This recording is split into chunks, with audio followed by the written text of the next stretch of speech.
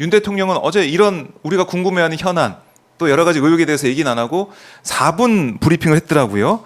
바로 포항 영일만 앞바다에 가스와 석유가 있다. 우리 이제 산유국으로 간다 이런 꿈을 갈 수 있다. 이렇게 우리 국민들 앞에 꿈을 준 건지 모르겠지만 네.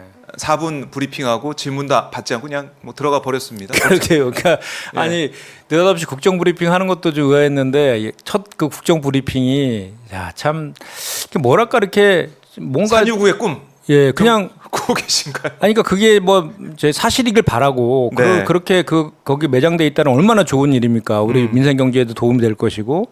그런데 뭔가 이렇게 즉흥적이고 네. 뭔가 이렇게 그 세밀한 검토도 없이 막 그냥 지르는 듯한 그런 기시감이 자꾸 드니까 오히려 국민들이 이거에 대해서 이게 또 뭐 천공과 연루설까지 나오고 있는 이런 상황이잖아요. 그러니까 네. 그 윤석열 대통령의 특징이 뭔가 이렇게 뭘 발표할 때 보면 되게 즉흥적이잖아요.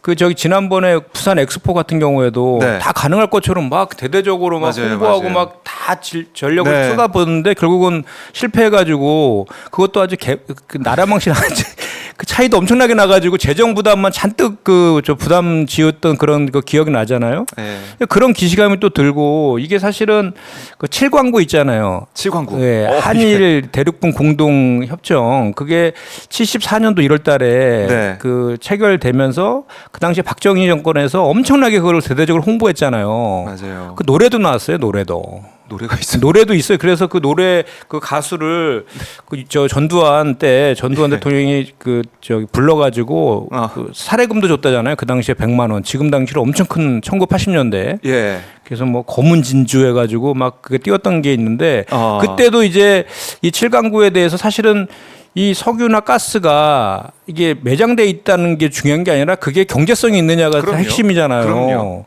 우리나라에도 몇 군데 이렇게 그 매장돼 있다라는 그 얘기가 있잖아요. 그런데도 네. 그게 경제성이 없기 때문에 해외에서 수입하는 것이 더 싸기 때문에 그냥 그렇게 하는 그 측면이 있는 건데 그런 거에 대해서 명확한 이제 그 검토나 이런 것도 없이 그냥 그 발표했다는 그런 느낌을 지울 수가 없고 네. 74년도 그 왜 그 박정희 정권을 발표할 때에도 그때 유신 막 그 발표 72년도 유신 체제 발표하면서 엄혹한 시기였죠. 그때 이제 그 막 그 석유 파동 막 이래서 경제 되게 안 좋고 그럴 때 맞아요. 국민들이 되게 불안해하고 그 박정희 네. 정권 체제에 대해서 되게 불만이 많았을 때 그걸 잠재우기 위해서 한 것이다라는 그런 저 시각들이 많이 있었잖아요. 그런 기시감이 지금 드는 거예요. 이번에도 지금의 지지율 뭐 21% 지지율 나오고 만에. 하니까 한국갤럽에서 예.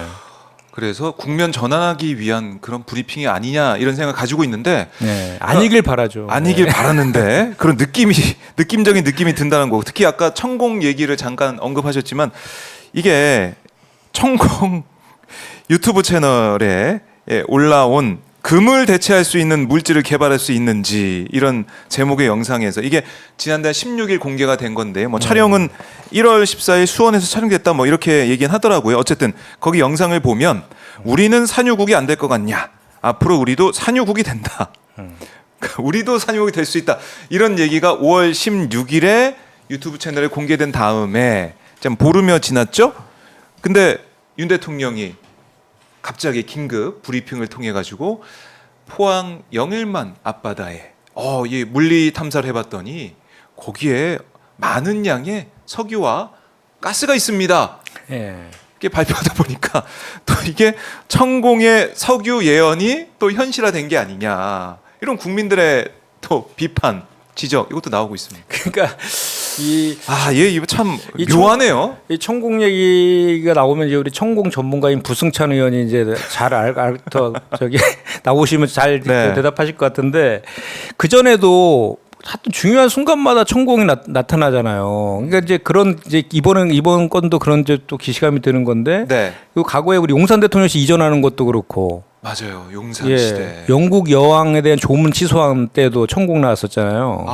예. 그리고 도어 스태핑 중단할 때도 또 천공이 나왔거든요. 그러니까 이제 이렇게 이게 지금 네. 이런 얘기가 또 반복되니까 아까도 제가 말씀드렸지만 이게 윤석열 대통령이 정말 이 제대로 준비돼 갖고 한 발표인지 또는 천공의 사주에 의해서 한 것인지에 대한 아닌지 그 저희가 의심스럽다 이런 얘기들이 나오고 있는 지경 아닙니까? 그러니까 이게 묘하다는 거죠. 묘하다는 거죠. 그 영상이 나오면은 관련된 얘기가 또 나오고 그러니까요. 국정에 어떻게 보면 반영되는 그런 느낌이 들다 보니까 이것도 석유 얘기는 결국 천공의 그런 예언을 따라가는 어떤 현실화하는 그런 느낌이 아니냐 이런 얘기도 나오고 있는 것이고 근데 이게 어제 보니까 성공 확률은 20%라고 또 하더라고요. 석유공사는 10%로 보더라고요. 석유공사 10%. 예.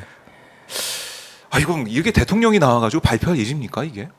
그러게 갑자기 국정 브리핑을 해갖고 첫 번째 국정 브리핑이잖아요. 국정 브리핑이면 그러니까 어쨌든 첫 번째로는 이게 대대로 준비돼 갖고 발표한 것인지에 대해서 왜냐하면 이게 석유나 가스가 매장된지를 확인하는 과정들이 물리 탐사하고 탐사 시추 그다음에 이제 경제성 여기까지 넘어가는 그렇죠. 거잖아요. 근데 지금 첫 번째 물리 탐사 단계라는 거잖아요. 네. 확률도 뭐 이렇게 대단히 낮다라고 지금 보고 있는 거고. 그래서 이제 아까도 말한 것처럼 74년도에 발표했던 7광구 네. 그 발표와 같은 비슷한 기시감이 드는 거죠. 사실 7광구 관련해서도 지금 이게 28년도까지 50년간 체결됐었잖아요. 맞아요. 이제 한일 대륙붕 공동 개발 협정이죠. 정확히 얘기하면 네. JDZ라고 하는 이게 지금 28년도까지 이제 50년 동안 이게 주권적 권리라더라고요. 네. 탐사하고 개발할 수 있는 권리를 공동으로 하는 그 협정인 거거든요, 이것이. 근데 이게 28년도인데 그 협정문에 보면 이게 탐사 시추해가지고 경제성이 없다라고 협정 당사자, 그러니까 한국과 일본이죠. 당사 중에 한쪽에서 그 경제성이 없다라고 판단하면 3년 전에 네. 이 협정을 파기할 수가 있대요. 그러니까 28년도까지 50년간 체결된 거니까 예. 내년도까지 협정을 파기할 수 있는 거죠. 근데 그 얘기가 지금 나오고 있는 거잖아요. 일본에서 협정 파기하려고 한다. 네.